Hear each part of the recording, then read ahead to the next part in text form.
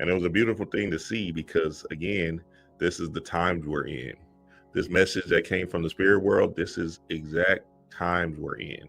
We're in this new awakening, this new change, this new changing of the guard that we have to embrace and really relish in our being so we can actually start to move as gods instead of humans. So the fire came, Louisiana fire, boom, right?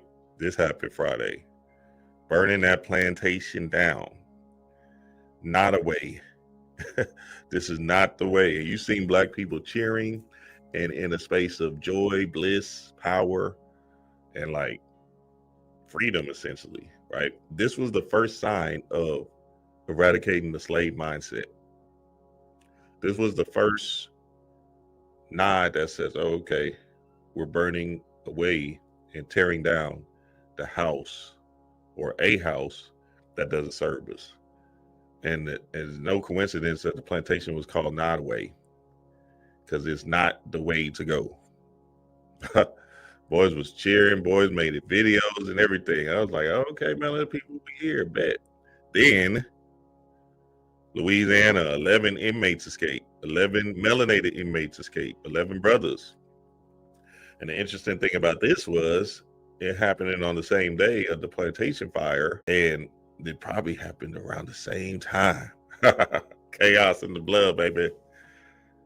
Hey, and one of the biggest signs of this escape on Friday was one of the inmates put too easy, laugh out loud.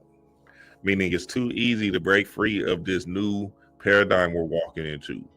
It's too easy to move into our power as gods, as goddesses. And then the last thing, Friday, this was a clear message. Final Destination came out Friday as well. And sure enough, you see the skull on fire and you see that it says bloodlines. Ha. Hey, I can't make it up. I'm just telling you what it is. All of these things happening on Friday is no coincidence. This is a message from the spirit world, from the ancestors, saying, hey, it's time to wake that bitch up. Wake that ass up and get out of this systematic slave mindset that's keeping you in limbo. See, it's not as prevalent because also a prison is a slave. It's basically a plantation to keep a certain group of people down, right? You can tell that by the different charges and the different outcomes of, melanated beings getting in jail and incarcerated. Of course, they're going to put some of their people in jail, but the whole idea is to give the gods, the goddesses more time and lock up their cells,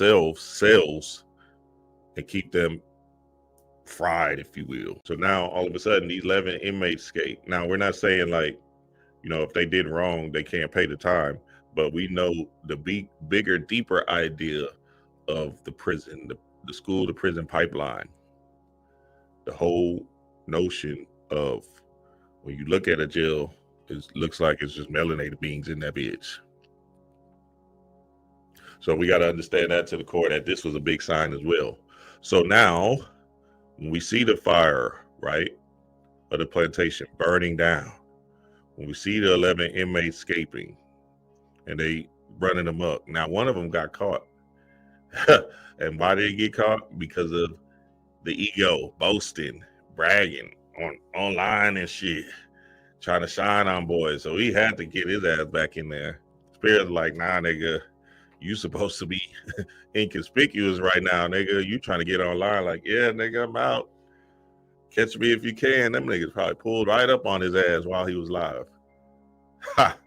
Chaos in the blood, baby. Why niggas always you just got out. You think you need to be on live, nigga? Hell nah, boy. Nigga can't even help himself. That's the ego. That's ego for your ass.